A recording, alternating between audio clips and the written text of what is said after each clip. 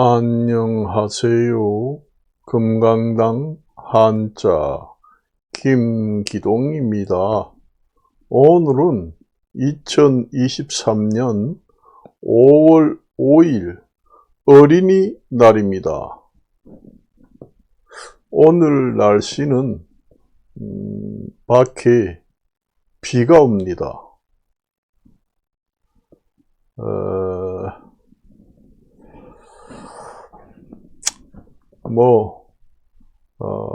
국내나 그 다음에 국제나 어수선하고 그렇습니다.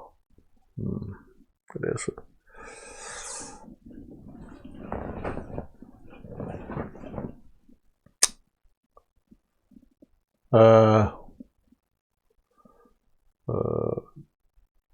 제가 이제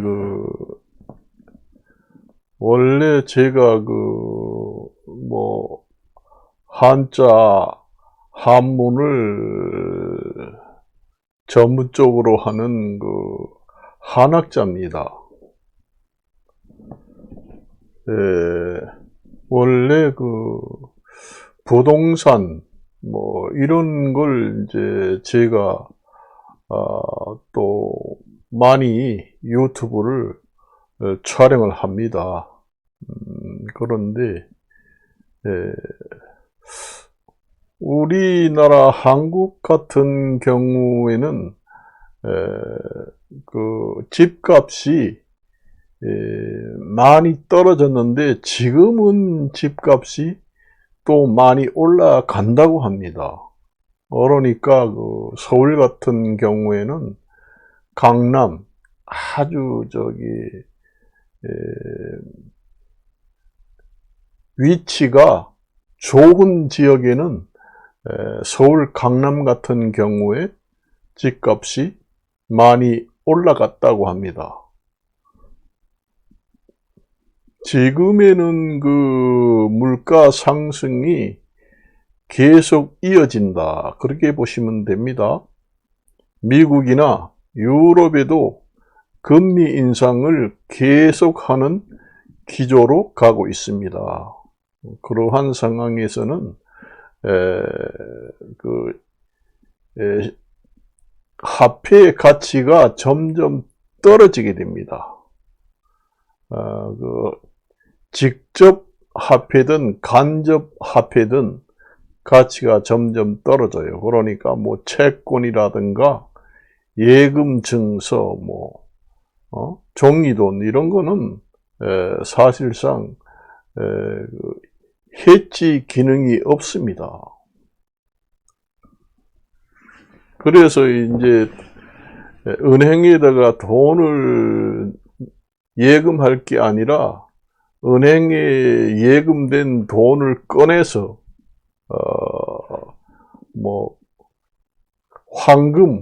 금을 사 놓는다든가 아니면은 집을 사 놓는다든가 실물 이제 투자를 하게 됩니다. 그래야 가치를 보존한다. 그것이 바로 해지 기능이다. 그렇게 말합니다.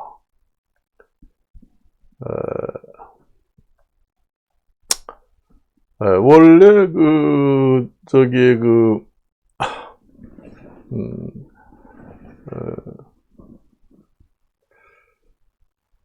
부동산 투자 같은 경우에도 이제 땅을 사 놓는다. 그런 경우도 가치 보존이 가능합니다만은 가장 실물 가치로서 보존이 잘 되는 실물 물건을 사는 것이 집이라든가 그 다음에 금 이런 거 사는 거. 근데 그 중에서도 가장 황금성이 좋은 것이 무엇이냐? 황금성이라는 것은 내가 이제 직접 팔아가지고 돈을 만들 수 있는, 쉽게 만들 수 있는 그런 것을 이제 황금성이 좋다, 그렇게 이야기합니다. 그게 이제 금이에요, 금. 우리가. 그 다음에 그 아파트. 우리가 주택 중에서도 아파트가 가장 잘 팔린다. 그 얘기입니다. 장소가 좋은 곳에 아파트가 잘 팔린다. 그런 곳에 이제 아파트를 사게 되면은 그 아파트를 팔아서 현금화하기 좋은 쉽게 할 수 있는 것을 갖다가 황금성이 좋다. 이렇게 얘기합니다. 그 황금성이라는 거는 바꿀 환, 그 다음에 돈, 금, 성질성, 이렇게 이제 황금성이라고 하죠. 그래서 그 중에서도 가장 황금성이 좋은 부동산 말고 동산, 금이 가장 황금성이 최고다. 그런 얘기입니다. 우리가 금 한 돈을 갖다가 돈이 필요할 때 팔면은 즉시 현금으로 만들 수가 있잖아요. 그것을 황금성이 좋다. 이렇게 이야기합니다. 그래서 요즘에 그 금값이 계속 올라갑니다. 제가 볼 때는 금값이 한 돈에 지금에 38만 원에 이제 육박합니다. 금 한 돈에 38만 원 정도 합니다. 앞으로 조만간에 40만 원 육박할 것 같습니다. 제가 보기에는 이 금값이 그 한돈이라는 것이 3.75g를 갖다가 한돈이라고 합니다. 이게 한돈의 금값이 아마 사상 최고로 아마 가격 경신을 하지 않을까 이런 생각을 합니다. 이게 경기가 불투명하고 불경기가 계속 된다면은 그렇게 됩니다. 그래요. 그래서 이제 여러분들이 이제 한 곳에다가 집중적으로 투자를 하지 말고 그래도 가끔 현금이 있어야지 그 생활이 돈 들어갈 때가 있을 때 현금을 금방 만들 수 있는 그런 이제 실물을 사놓으라는 얘기입니다. 그게 이제 금이에요. 금이 우리가 은행에 예금을 해놓고 우리가 카드로 인출해 가지고 현금을 찾아서 사용하잖아요. 그거나 거의 그렇게 쉽게 하잖아요. 그 정도의 금이라는 것이 황금성이 좋습니다. 현금이나 똑같아요. 그래서 이제 금값이 오르는 이유가 거기에 있다. 그렇게 이제 말씀을 드립니다. 그리고 이제 요즘에는 대개 보면은 부동산, 그러니까 주택이라든가 이런 게 가격이 이제 양극화가 된다. 그러니까 서울 요지 그런 데는 이제 아파트가 많이 오르고 시골 변두리 이런 데는 또 많이 더 떨어지는 그런 양극화 현상이 일어난다. 그렇게 이제 보고 있습니다. 그래서 이제 제가 이제 가끔 이제 시세를 검색하는 차원에서 여러 군데를 보고 있습니다만은 그래서 여러분들이 우리나라 같은 경우에는 땅이 상당히 우리나라 국토가 땅이 산이 거의 70%고 땅은 30%밖에 안 됩니다. 우리나라 한국의 땅덩어리가 얼마 되지도 않고 땅이 70%가 산이에요. 농토로 쓸만한 땅은 30%밖에 안 됩니다. 그러니 앞으로 우리나라의 땅이 엄청나게 이제 인기가 좋아져 가지고 땅값이 천정부지로 올라간다. 그래서 우리나라 같은 경우에는 토지 공개념 제도를 도입해야 된다 하는 이야기가 나옵니다. 우리나라 국토가 좁고 인구 밀도는 높고 하기 때문에 그거는 당연히 땅이 얼마 안 되면은 땅의 희소성이 있기 때문에 땅값이 올라갈 수밖에 없습니다. 우리나라 국토가 70%가 산입니다. 쓸만한 땅은 30%밖에 없어요. 그러니까 우리나라는 땅이 얼마 되지 않고 땅이 좁고 얼마 되지 않는 데다가 또 평야는 좁습니다. 그러니까 땅이 좁은 나라인데도 불구하고 쓸만한 땅은 30%밖에 없습니다. 그래서 우리나라 땅은 대부분 산이에요. 나머지 30%입니다. 쓸만한 땅은. 그러니까 우리나라의 땅이 희소성 가치가 높아질 수밖에 없습니다. 이제는 서울 같은 데는 집을 건설할 수 있는 땅이 없습니다. 그린벨트, 그러니까 녹지대를 해제해가지고 아파트를 공급한다. 그런 얘기가 많이 나오잖아요. 그게 근본적인 해결이 못 됩니다. 그나마 그 녹지대를 가지고 있던 서울 지역에 어느 정도 녹지대가 있어야 되는데 그 녹지대마저 해제를 해가지고 서울의 주택난을 해결할 수 있다고 보십니까? 안 됩니다. 잠깐 효과는 있겠지만은 장기적으로 내다보면은 똑같이 이 주택난이 또 생깁니다. 결국은 서울의 그린벨트, 그러니까 녹지대, 푸른 숲이 없어지는 그런 나쁜 결과만 생기게 됩니다. 그래요.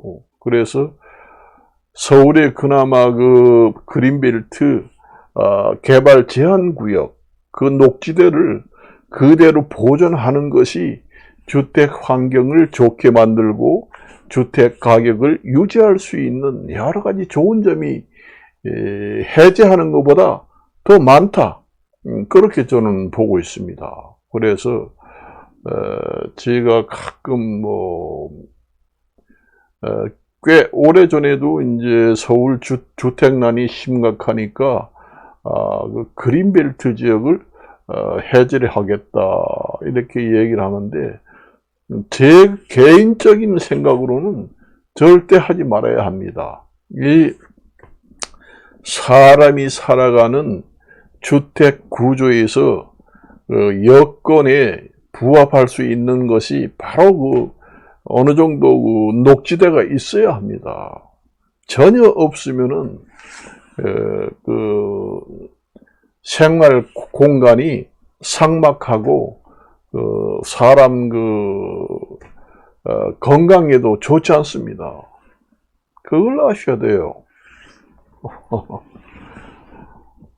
그래서 이제 서울 같은 수도권에는 지금의 땅이 없어서 아파트를 짓지 못하는 현상이 생기고 서울 중심과 서울특별시에는 땅이 없다. 그 밖에 있는 경기도 지역이 바로 위성도시입니다. 이 위성도시라는 게 그 한자로 말하자면은 인공위성 할 때 쓰는 그 위성 그 한자입니다. 우리가 그게 이제 원래 그 쓰이는 것은 그 위성이라는 것은 원래 그 별에 큰 별이 하나 있으면은 그 중심이 되는 변두리에 있는 작은 별들을 갖다가 위성이라 이렇게 얘기합니다. 위성이라 이렇게 얘기해요. 사람이 만들어서 띄우는 로켓 그런 걸 갖다가 인공위성을 발사했다. 그런 얘기입니다. 안 그래요? 우리가 지구에서 대기권을 벗어나가지고 중력 상태에 가지고 돌 때는 그 지구, 달 이런 중간 정도의 딱 그 중력에 의해서 위성이 돌아갑니다. 그게 바로 사람이 만든 위성이다 해서 사람 인자를 쓰게 돼 가지고 인공으로 만들었다 해서 인공위성이다. 그러니까 사람이 만든 별이다. 별 같은 기능을 하는 그런 우주선이다. 그 얘기입니다. 여러분들이. 인공위성이라는 게 한자예요. 그래서 우리가 서울특별시를 큰 별이라고 하면은 그 큰 별의 변두리에 있는 작은 별들, 그걸 갖다가 이제 위성이라고 합니다. 위성 도시라고 합니다. 그걸 빗대서 그것도 이제 한자에서 본 뜻은 별에서 사용하는 그게 한자 용어지만은 그게 이제 다른 뜻으로 쓰이면서 위성 도시다 이렇게 전의가 되어가지고 쓰는 것입니다. 여러분들이 아세요? 서울특별시가 있다면은 경기도는 그 서울특별시에 빗대서 얘기하면은 위성도시입니다. 그러니까 서울특별시는 큰 별이고 태양이라든가 달 같은 그런 존재고, 이제 경기도는 그 주변에 있는 여러 작은 별들이 모여서 있는 그 위성 같은 도시다. 그래서 이제 위성 도시다 이렇게 이야기합니다. 그래요, 여러분들이. 그 별 성자를 씁니다. 모실 위자에다가 위성 도시. 그 인공위성이라고 할 때도 사람 인자, 장인공 공자, 그 다음에 모실 위자, 별 성자 씁니다. 인공위성. 그러니까 사람이 로켓으로 발사를 하게 되면은 대기권을 지나서 무중력 상태로 도달하게 됩니다. 그러면은 그 지구에서 당기는 인력, 태양, 달에서 당기는 인력, 그 중간 무중력 상태의 인력이 어느 한 곳에 치우치지 않고 그 중간쯤 되는 그 무중력 상태에 들어가게 됩니다. 그래요. 그게 떨어지지 않아요. 그게 만유 인력을 발견했다 그런 얘기잖아요. 지구는 모든 것을 잡아당기는 힘이 있다. 그게 이제 인공위성이 지구하고 가까이 있을 때는 지구가 그 로켓을 잡아당깁니다. 잡아당겨요. 로켓이 그게 추진력이 없다면 그대로 지구가 제구가 잡아당기는 힘, 그걸 갖다가 인력이라고 합니다. 그 인력에 의해서 지구로 떨어지게 됩니다. 그렇지만은, 더 벗어나서, 그 중간쯤에 가 있으면은, 그 인력이 무중력 상태가 돼요. 그렇기 때문에, 거기에 가만히 있어도 떨어지지 않습니다. 그래서 이제 우리 여기 경기도는 이제 서울 중심을 빗대서 얘기를 하면은 위성 도시가 경기도다. 나중에 이제 서울에는 집을 지을 땅이 없습니다. 그러니까 경기도로 위성 도시로 나오게 됩니다.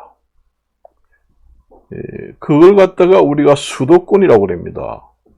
그러니까 수도권이라고 그래요.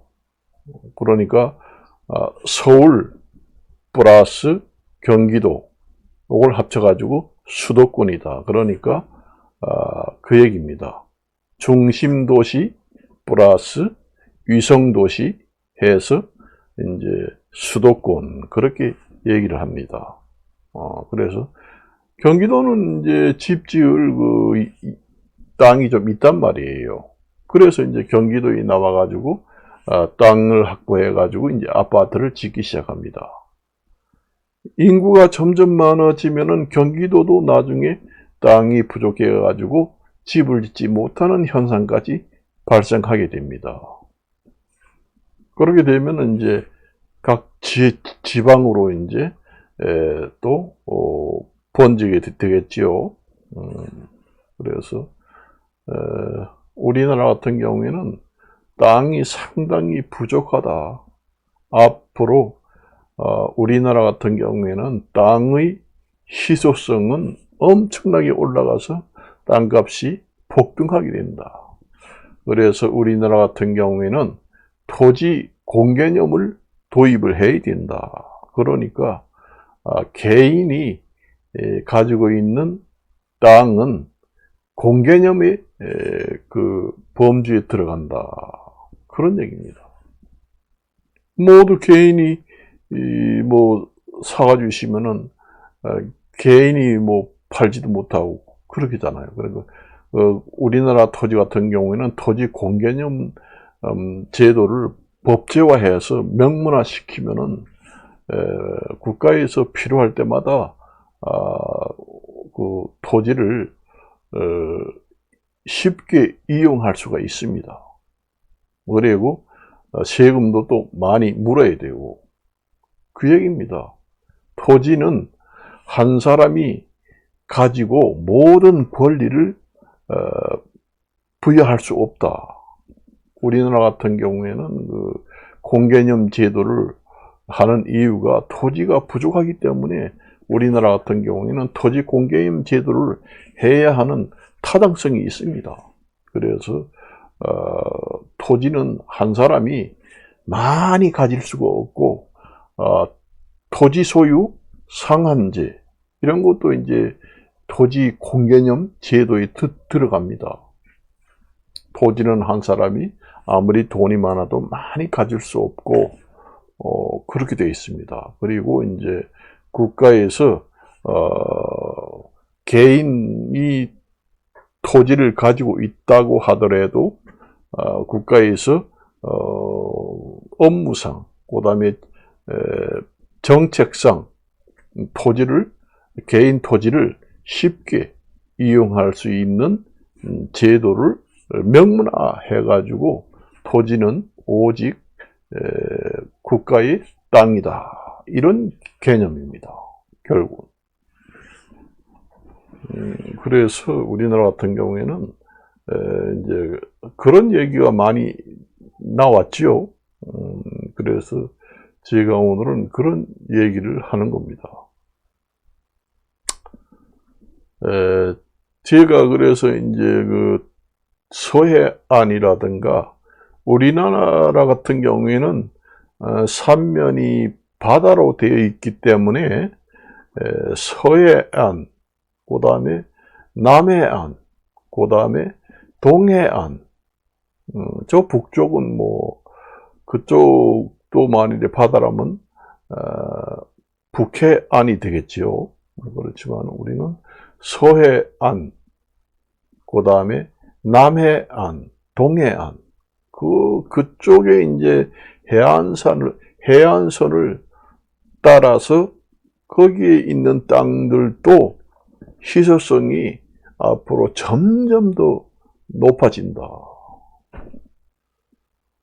제주도 같은 경우에도 한때 그 희소성이 상당히 많아가지고, 그 여행객들이 많이 가고, 투자를 너무 많이 해가지고, 제주도도 환경 오염이 엄청나게 많이 됐습니다. 그래가지고, 제주도 같은 경우에도 쓰레기산이 이렇게 많이 있고, 제주도 같은 경우에도 그 쓰레기 처리를 하지 못해가지고, 쓰레기를 압축을 해가지고 아주 세게 압축을 하면은 많은 양이 주먹만 하게 됩니다. 강력하게 압축을 해가지고 비닐을 싸매가지고 야적장에다가 보관한 것도 엄청나게 많습니다. 그 소각장이라든가 건설을 하려고 해도 내 집 앞에는 그 소각장 설치를 못한다. 그렇게 시위를 하니까 그 처리를 못하고 있습니다. 쓰레기 소각장을 우리 집 부근에 하면은 공해물질이 나오니까 죽기 살기로 결사반대한다. 그러니까 나라에서 좀 쓰레기를 좀 처리를 해서 없애야 하는데 없애지 못하고 시위를 하니까 소각장 건설도 제대로 못하잖아요. 그러니까 점점 쌓입니다. 내가 그 텔레비에 나오는 거 봤습니다. 그 제주도 같은 경우에도 그 제주도 같은 데도 그 해안선이 있잖아요. 이 제주도 둘레 해안선에 상당히 그 검사를 해보면은 오염이 많이 됐다. 그래서 청정 해안선이 옛말이다. 이렇게 이제 돼 있습니다. 그걸 아셔야 돼요. 이 동해안이나 남해안, 서해안 이런 데도 이게 이제 그 우리나라가 이제 부산에서 이제 강릉을 거쳐서 제진을 거쳐서 북한을 경유해서 저 유럽으로 유라시아 그 철도망이 연결될 경우에 그 해안선이 엄청난 그 관광 효과가 급등하게 됩니다. 그렇게 되면은 그것도 엄청난 그 해안선 땅의 희소성이 높아져서 가격이 폭등하게 된다는 이야기가 되겠습니다. 그래요.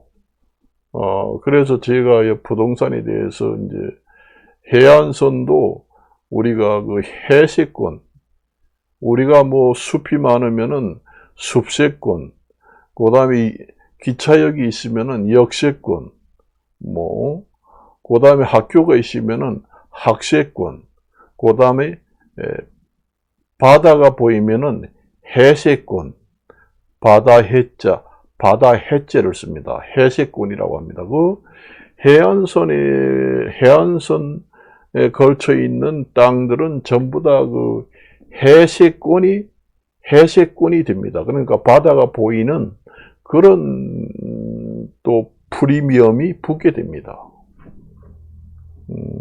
해안선에 걸쳐 있는 땅들은 바다가 보인다. 그것이 바로 해세권이라고 합니다. 해세권이라고 합니다. 그게 이제 희소성이 있기 때문에 가격이 폭등하는 원인이 됩니다. 그래서 그런데 이제 사람들이 많이 투자를 하게 됐대요. 내가 볼 때는 우리나라 같은 경우에는 국토가 넓지 않고 좁은 국토에다가 대부분 산입니다. 70%가 산이고 쓸만한 평지는 30%밖에 안 되기 때문에 내가 보기에는 멀지 않아 한국은 토지 공개념이 곧 도입될 것으로 보입니다.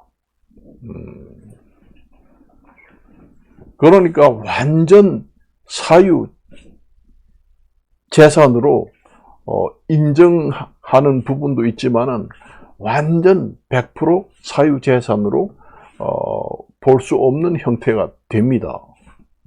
쉽게 국가에서 이용할 수 있는 그런 이제 토지 공개념 제도가 도입된다, 그렇게 봅니다. 지금이 뭐 우리나라 같은 경우에는 여러분들이 그 장래를 봐서는 나이가 많은 사람들은 좀 그렇지만 산을 사놔도 좋습니다. 산 같은 걸 사놔도 상당히 좋아요. 앞으로 우리나라 같은 경우에는 산도 앞으로 전망이 괜찮다. 워낙 국토 땅이 좁다 보니까 어느 땅이든 가치가 다 희소성이 있게 됩니다. 그래서 뭐 주택만 살 게 아니라 이제 분산 투자를 한다고 그러잖아요. 부동산도 분산 투자를 해야 됩니다. 부동산도 뭐 집만 사는 게 아니라 집, 땅, 산, 이런 거, 그 다음에 사는 것도 좋아요. 그러니까 그런 식으로 이제 투자를 하게 되면은 이게 해지 기능이 있다고 그랬잖아요. 우리가 재산도 우리가 재테크 할 때에 분산 투자를 하는 것은 그 해지 기능이 있습니다. 그러니까 리스크의 해지 기능. 그러니까 위험 분산을 해 놓으면은 한쪽이 완전히 망하더라도 아주 다른 한쪽은 다시 또 살아날 수가 있습니다. 그래서 우리가 그 분산 투자를 우리가 많이 하죠. 그래서 우리가 합니다. 그래서 오늘은 여기까지만 이야기하고 마칠까 합니다. 안녕히 계십시오.